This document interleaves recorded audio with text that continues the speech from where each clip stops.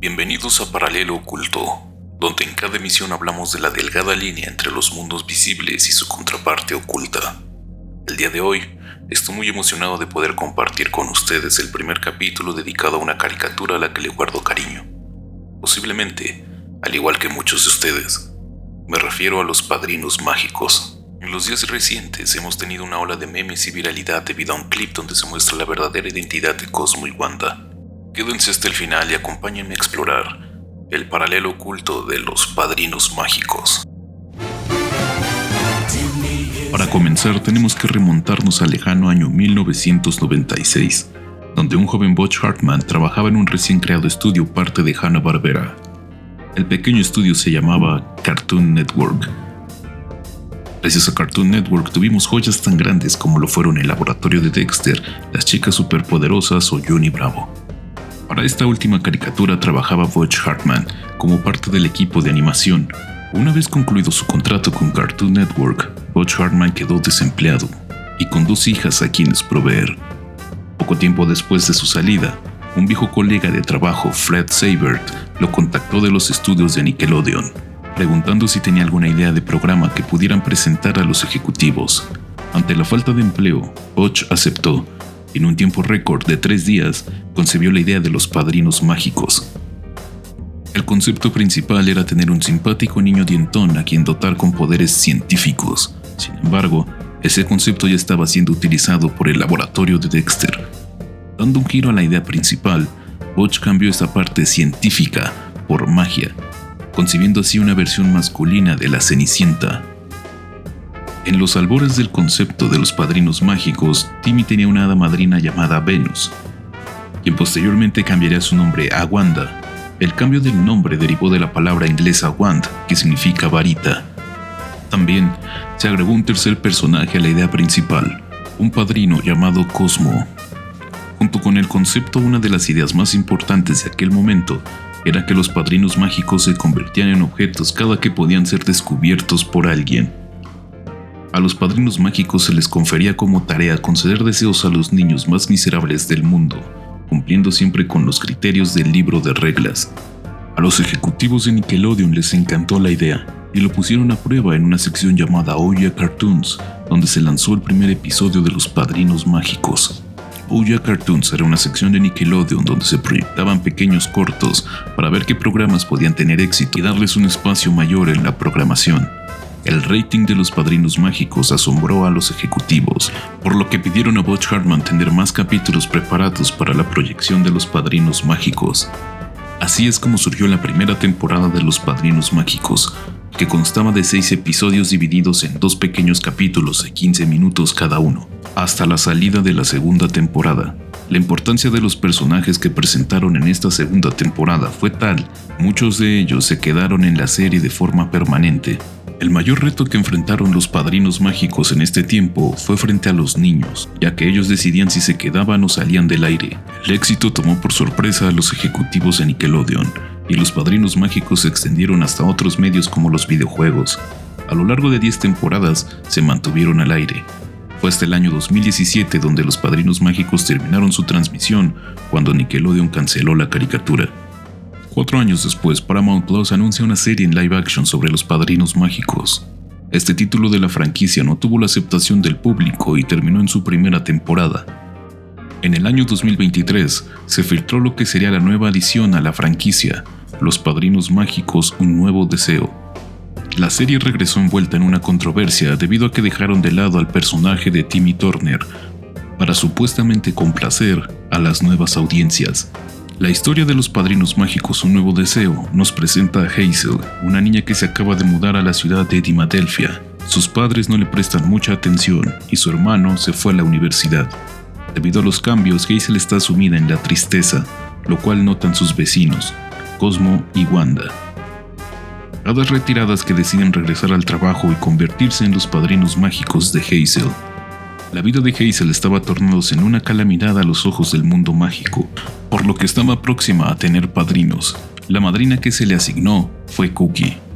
Este nuevo personaje intenta recobrar su puesto como padrino mágico y en el capítulo titulado La corte de Cookie, busca pruebas en cámara para demostrar ante un jurado que Cosmo y Wanda son incapaces de cumplir su trabajo. En este capítulo, donde Hazel, Cosmo y Wanda están de paseo en el museo, pasan una inspección de seguridad, donde se detecta la naturaleza mágica de los padrinos. Es ahí donde tenemos la imagen que revolucionó Internet en los últimos días, la verdadera forma de Cosmo y Wanda. Es aquí donde encontramos el entramado que nos lleva a este podcast. Cosmo y Wanda son ángeles. Para comenzar, debemos intentar conceptualizar la figura de los ángeles, presente en el conocimiento judio-cristiano. La palabra ángel proviene del latín angelus, que significa mensajero. En hebreo la palabra para designarlos es malach, que significa enviado. Los ángeles están presentes en la humanidad en diferentes conocimientos como el del Islam. Se atribuye a los ángeles ser el vínculo directo con Dios, ser mensajeros y portadores del poder divino, trabajando en favor del reino de los cielos. Para el arte, los ángeles tienen características físicas similares a los humanos. Sin embargo, esta idealización puede chocar con el texto bíblico cuando se analiza a profundidad. Los ángeles cuentan con una jerarquía que les provee de tareas específicas según su posición. Esta clasificación proviene del siglo V o VI aproximadamente, escrito por Pseudo Dionisio Areopagita, en sus 4 tratados que van desde los nombres de Dios, la teología mística, jerarquía angelical y jerarquía eclesiástica. En el tratado sobre jerarquía angelical hace 3 distinciones de las sustancias celestes, es decir, los ángeles. En la primera jerarquía, conocida también como jerarquía suprema, tenemos a los serafines, querubines y tronos. Los serafines están más cerca de Dios y son conocidos por su ardiente amor y devoción. Se describen con 6 alas y llenos de ojos, simbolizando su conocimiento y celo inextinguible por la divinidad. Los querubines representan la sabiduría y el conocimiento de Dios. Se les describe con múltiples alas y ojos, simbolizando su visión profunda y penetrante en los misterios divinos. A su vez, en el arte sacro son representados como bebés, por la pureza que estos representan para la humanidad. Los tronos son portadores de justicia y autoridad de Dios, vistos como brillantes ruedas de luz llenas de ojos que indican su movilidad y el poder divino que sostienen. Se los representa también como guerreros que custodian el trono de Dios.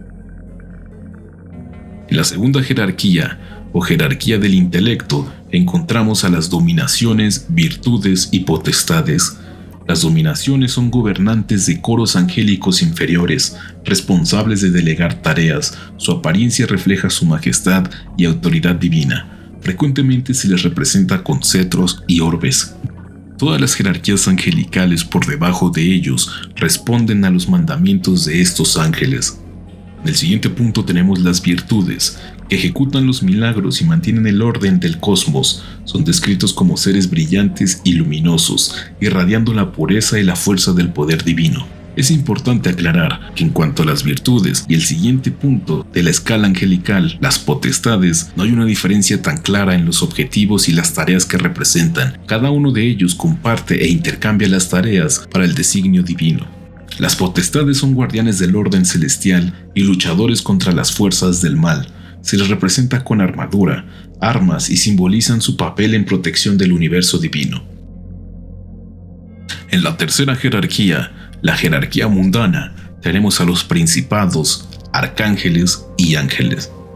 Los principados son supervisores de naciones y grupos de personas, guían a los líderes terrestres, se les imagina con coronas y cetros.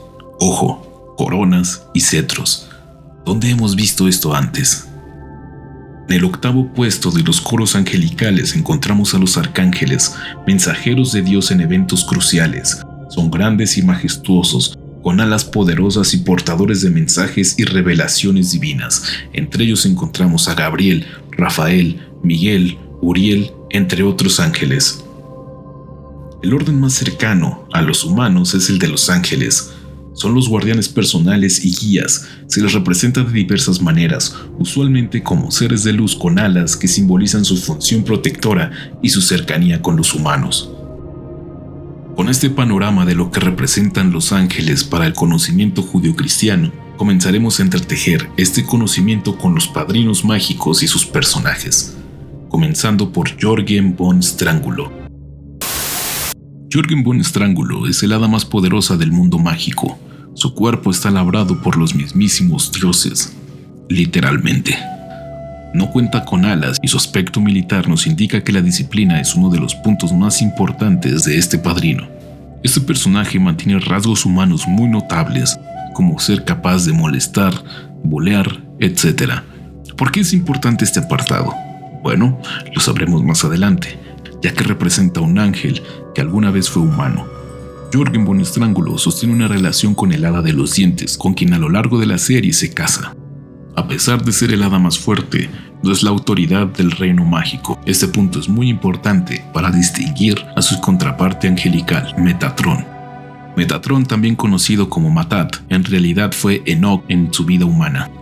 Enoch o Hanoch fue descendiente directo de Adán y vivió 365 años, padre de Matusalén, abuelo de Lamec y bisabuelo de Noé. Nunca falleció. ¿Por qué? Porque se convirtió en un ángel. El libro de Enoch no entró en el canon bíblico que se mantiene en Latinoamérica. Sin embargo, algunas iglesias mantienen el legado de Enoch en su Biblia. La relevancia de Enoch, sobre todo para el judaísmo, tiene que ver con la capacidad de convertirse en un ángel tan grande que fue confundido con Dios en algunos pasajes. Enoch vive un pasaje bastante interesante en el cual sube al cielo para interceder por los humanos que han tenido relaciones con los ángeles y su descendencia se conoce como los Nefilim. Enoch pudo trascender la materia gracias a que se desvistió de su carne. Literalmente, se le muestra muchas veces como una antorcha encendida. Metatron es una figura angelical prominente en el misticismo judío, especialmente en la cábala y textos esotéricos. En el tercero de Enoch se detalla la transformación de Hanach en Metatron, donde recibe una corona y se le da los 72 nombres que corresponden a los nombres de Dios. Las similitudes de Jürgen von Strangulo con Metatron van más allá de simplemente un humano que se convirtió en ángel. Sin embargo, este es el punto de partida más importante para poder designar a Jürgen en esta teoría. Jürgen no muestra tener alas, aunque bien, el origen de esta fijación no es nada angelical. Puede demostrar que no tiene alas precisamente porque es un humano y fue ascendido al cielo, aunque no fue creado literalmente ahí. El segundo punto es que tanto Metatron como Jürgen von Strangulo son comandantes de las huestes celestiales.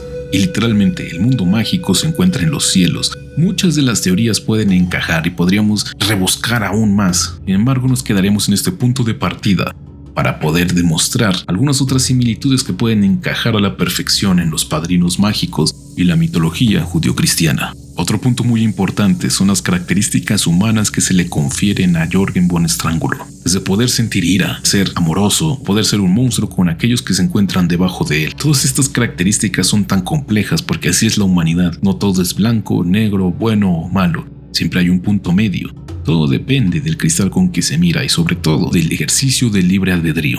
En la jerarquía angelical, Metatron se encuentra por encima de los 9 coros angelicales. Se menciona en primer lugar para pasar con los siguientes personajes y su semejanza en la jerarquía angelical. El siguiente en la lista es Cosmo. Debido a la descripción gráfica de Cosmo en la serie, Cosmo encaja a la perfección en la figura del Ofanim. Los Ofanim son las ruedas del carro divino de Dios según la visión de Ezequiel. Pero para poder entender con mayor claridad debemos indagar en las visiones del profeta Ezequiel. En el primer capítulo de Ezequiel, el profeta describe una visión impresionante de la gloria de Dios, que incluye seres vivientes con 4 caras y ruedas llenas de ojos. Su relevancia es destacada porque subraya la majestad y el poder divino. Las ruedas llenas de ojos simbolizan la omnipresencia y la omnisciencia de Dios. La visión es una teofanía, una manifestación visible de Dios. Para el judaísmo, las visiones de los ángeles son diferentes de persona a persona. Para Ezequiel, la representación de los ángeles son estos seres de 4 caras, así como las ruedas con ojos. Sin embargo, para cualquier otra persona puede ser diferente. La figura de los ángeles no está definida totalmente, pero se puede inferir algunas características particulares que se tienen en cada visión. Los Ofanim en el judaísmo son los segundos a nivel jerárquico, debajo de Dios y Metatron. Así que la fuerza de Cosmo puede ser explicada por este punto. Ahora, ¿por qué Cosmo es un Ofanim? Directamente fue mostrado en la serie de esa forma. Sin embargo, comparten características muy similares entre un Ofanim y Cosmo. El primero de ellos es la estupidez de Cosmo. Sí, la estupidez. Puede ser que no estemos acostumbrados a encontrar la bondad en una persona y podamos llamarle estupidez, Pero para estos fines prácticos, Cosmo es bondadoso e inocente, y literalmente, él es un padrino mágico inconsciente, pero muy amoroso. Siempre se encarga de proteger a los suyos y de brindar amor a todos aquellos que considera su familia. También es paciente y también puede ser como un niño un poco despistado e incluso hacer travesuras. Siempre se suma a Timmy en los deseos más hilarantes y que terminan en un embrollo mayor que tienen que solucionar con ayuda de Wanda. Cosmo desde su nacimiento es un personaje muy poderoso que ha destruido el reino mágico en muchas ocasiones. A pesar de su falta de intelecto, su fuerza lo compensa bastante. También podemos ver que Cosmo puede lanzar deseos sin que sean pedidos con anterioridad por un niño. Podemos inferir que Cosmo es demasiado fuerte, aunque se compensa con su inocencia o estupidez. En el caso de Wanda analizaremos su personalidad, así como los puntos que nos llevan a encontrar su representación en la jerarquía angelical. Wanda se presenta como un personaje brillante y compasivo. Resuelve los problemas en los que se meten Timmy y Cosmo por su imprudencia. En cuanto a lo familiar, Wanda tiene una hermana gemela llamada Blonda. Wanda cree que su hermana eligió el camino fácil al convertirse en actriz, ya que todos la tratan como si lo mereciera todo. Sin embargo, el camino de Blonda también ha sido complicado. La hermana gemela de Wanda podría ser un punto de partida para analizar las dos partes de una misma persona. Al tratarse de gemelos, son el mismo ser, en dos cuerpos diferentes. Por lo tanto, una tiene una personalidad y la otra parte de esa personalidad. Wanda sacó la nobleza y el trabajo duro como característica principal. Esto nos dice mucho de la cercanía que tiene Wanda con los humanos, precisamente por su lugar en la jerarquía, que se encuentra en la parte más mundana de la tabla. Así tenemos que Wanda tiene una contraparte material y ella sería la espiritual, dándonos a entender su cercanía con los ángeles y los humanos. Ahora analizaremos las potestades, donde Wanda encaja a la perfección. Estas son parte de la jerarquía angélica descrita en la tradición cristiana, específicamente en la jerarquía celestial establecida por Pseudo Dionisio Areopagita. Como lo habíamos visto en esa jerarquía, los roles entre voluntades y potestades pueden cambiar. Las potestades son responsables de supervisar y dirigir las acciones de los seres humanos en relación con la política y la religión. Tienen la misión de proteger y guiar las almas humanas para que cumplan el plan divino. A su vez, tienen suficiente fuerza para enfrentarse a las huestes malignas y los demonios, así como regir sobre el orden natural de las cosas, manteniendo el equilibrio del cosmos a salvo. Las representaciones de las potestades están siempre ligadas al uso de armas como espadas, lanzas y escudos. Por lo mismo, la verdadera forma de Wanda es una espada con alas y ojos, exaltando la idea de la visión divina así como de la misión. Una vez analizados los elementos de la corte celestial y sus claras similitudes con las hadas del reino mágico, es hora de pasar a un punto muy interesante. El mismo creador, Butch Hartman, se encargó de establecer esta pregunta en uno de sus videos en Instagram. Al inicio del video se le pregunta a Butch Hartman si los padrinos mágicos son ángeles. Él responde que no puede negar ni aceptar la afirmación. Sin embargo, establece una pregunta que intentaremos resolver a continuación. Si los padrinos mágicos son ángeles, ¿qué serían los antipadrinos? Para empezar, hay que hacer memoria de qué son los antipadrinos. En el mundo mágico se establece que cada uno de los personajes tiene su contraparte en un antipadrino. Los antipadrinos son una representación contraria de las hadas, es decir, en el caso de Cosmo, su antipadrino es un ser muy intelectual y con muchísimo respeto sobre las reglas. En el caso de Wanda se convierte en una hada tonta y con una carencia total de la limpieza. Con la idea de los antipadrinos se añade un concepto muy interesante a la fórmula de los padrinos mágicos, que se establece desde la segunda temporada. A lo largo de 7 capítulos de los más de 100 que tiene toda la serie, los antipadrinos dejan una semilla muy importante que podemos utilizar el día de hoy para establecer una teoría. El concepto de dualidad está establecido en los padrinos mágicos al incluir a los antipadrinos. Precisamente sin el bien no existe el mal, sin la oscuridad no existe la luz, y precisamente para poder gozar de la luz hay que observar un poco la oscuridad a veces y viceversa. Esto es una regla universal. El ejemplo más claro lo encontramos en el yin y el yang. Una parte representa la emoción, otra parte representa la razón. Ambos están en constante equilibrio. Pero la dualidad no solo se encuentra en ejemplos como tales, también lo encontramos en la filosofía y las ideas judeocristianas. Por ejemplo, el concepto de diablo en contraposición con el concepto de Dios. Los antipadrinos son seres mágicos que se dedican a propagar el caos y la mala suerte. Su día específico es el viernes 13.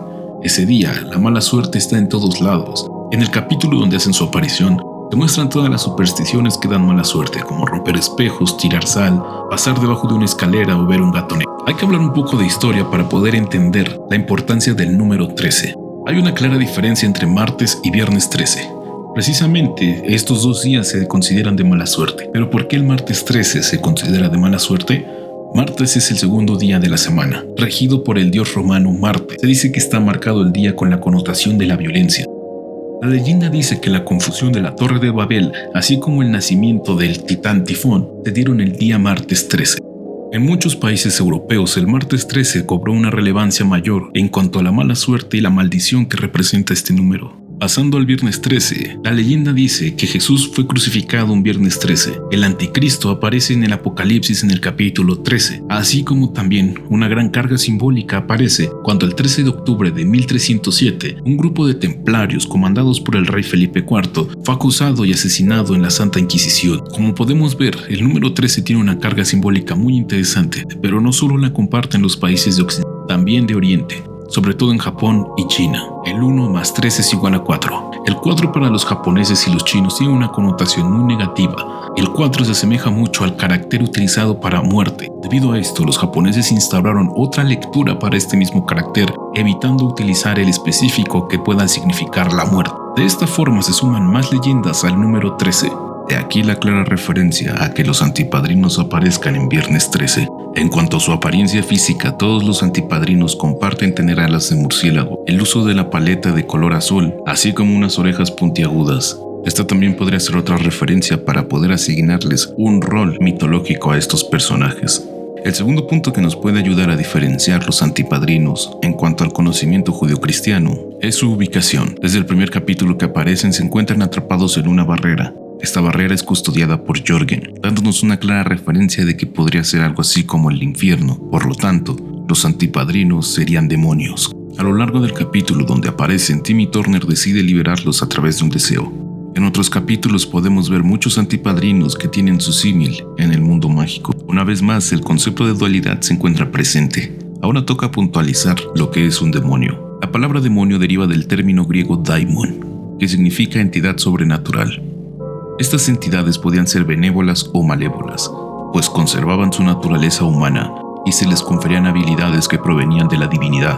Eran similares a los fantasmas, pero también podían ser espíritus guardianes e incluso fuerzas de la naturaleza. Esto cambió en la Edad Media, donde el término pasó a sugerir la apariencia de un monstruo que devoraba a los humanos y los tentaba a cometer los peores crímenes, mostrando una vez más la oscuridad que se anteponía ante los designios divinos. Los teólogos encargados de popularizar el término lo incluyeron en los grimorios donde describían la jerarquía demoníaca y cómo los pecados de las personas podían llevarlos al infierno. Desde aquella época y hasta la actualidad, el término demonio tiene la carga negativa que se le da hoy en día. Una vez tocado el tema de los antipadrinos, podemos pasar con otros icónicos personajes de la caricatura, los pixies. Los pixies se arraigan a la tradición celta, donde son descritos como pequeños seres humanoides con orejas puntiagudas, pueden o no poseer alas y viven en bosques, colinas y otros entornos naturales. Son conocidos por su carácter travieso y juguetón. Les gusta jugar bromas a los humanos, como esconder objetos o guiar a los viajeros fuera de su camino. Sin embargo, a diferencia de otras criaturas míticas que pueden ser maliciosas, los pixies generalmente no buscan causar daño serio. Para los padrinos mágicos, los pixies no tienen nada en común con su contraparte real. En los padrinos mágicos, los pixies son pequeños burócratas que utilizan celular en lugar de varita, tienen traje todo el tiempo y visten todos de la misma forma. Es importante destacar que su rostro siempre demuestra aburrimiento. Hay muchas ideas que podemos rescatar de estos personajes, y una de ellas y la principal es el materialismo. Los pixies utilizan papeleo para poder designar un deseo. Lo que se puede ver es una clara burla al sistema corporativo. Simplemente, el que está a la cabeza siempre tiene que ser el principal, y todos aquellos que le siguen deben vestirse, pensar y ver las cosas como él. Claro, podrían entretenerte poniendo mundos de colores como poder jugar en tu empresa, pero eso no significa que vayas a salir de ahí en mucho tiempo. En su primera aparición, los pixies compran las acciones del mundo mágico, convirtiendo el colorido lugar en una escala de grises sin vida. Actualmente, en la vida diaria podemos encontrar empresas que han optado por esa misma tendencia, borrando el color de sus establecimientos. La crítica directa de los pixies hacia el sistema corporativo nos lleva a reflexionar sobre cómo involucrarse en él mismo conlleva perder el color de nuestras vidas, cambiándolo por las ideas que favorezcan a la empresa en turno. Aunque el panorama es desalentador y alejado de la gracia del conocimiento antiguo, los Pixies también pueden tener un símil en el conocimiento judeocristiano. En el primero de Enoch, se narra cómo sube al cielo e intercede por los humanos ante Dios para evitar el diluvio. No consigue salvar a la humanidad, pero sí que su bisnieto logre preservar la especie. La molestia de Dios era tan grande debido a que las mujeres humanas dieron a luz a los hijos de los ángeles, los Nefilim. Los Nefilim eran gigantes insaciables que destruían todo a su paso. Para evitar que acabaran con la creación divina, Dios decidió ahogarlos. Las referencias bíblicas tienen a los Nefilim como hijos de los caídos. En este caso, los caídos podrían ser los Pixies, aquellas entidades divinas que decidieron quedarse en la materia y cuyos hijos son insaciables consumidores de productos inútiles, al menos en esta teoría rebuscada donde podrían encajar. Para concluir nuestra primera emisión, abordaremos un tema que sobresale. Si los padrinos mágicos son ángeles y los antipadrinos demonios, ¿qué sería el libro de reglas? La Biblia. Nos referiremos al conocimiento judío para entender a profundidad. La Biblia o Tanaj cuenta con 24 libros sagrados judíos divididos en 3 grandes secciones. Nos enfocaremos en la primera sección, la Torá. La Torá, o también conocida como Pentateuco, son los primeros 5 libros de Moisés, donde se encuentra el marco jurídico del pueblo judío y del cual se desprenden las tradiciones, lo permitido y lo prohibido. En los padrinos mágicos se da gran importancia al libro de reglas, donde podemos encontrar el punto de partida de lo que se puede o no hacer, así como también lo que se puede desear. La gran semejanza entre ambos libros cierra con broche de oro la teoría. Los padrinos mágicos, aquella caricatura con la que reímos tantas horas, podría tener un interesante futuro por desarrollar. O quizás se burlaron de todos nosotros con una referencia a modo de broma. Por el momento, no lo sabremos. Lo importante es que este análisis nos permite encontrar un patrón constante en toda obra a través de la humanidad. Las representaciones del conocimiento oculto surgen donde menos lo esperamos, como las películas, series o libros. Debemos mantener los ojos bien abiertos para encontrar las similitudes de los mundos que convergen. Si llegaste hasta el final del podcast, te agradezco enormemente. Recuerda estar siempre al pendiente, pues no sabes cuándo podrás encontrarte de frente ante un habitante de los mundos invisibles. Yo soy Paralelo Oculto y te deseo un excelente día. Hasta la próxima.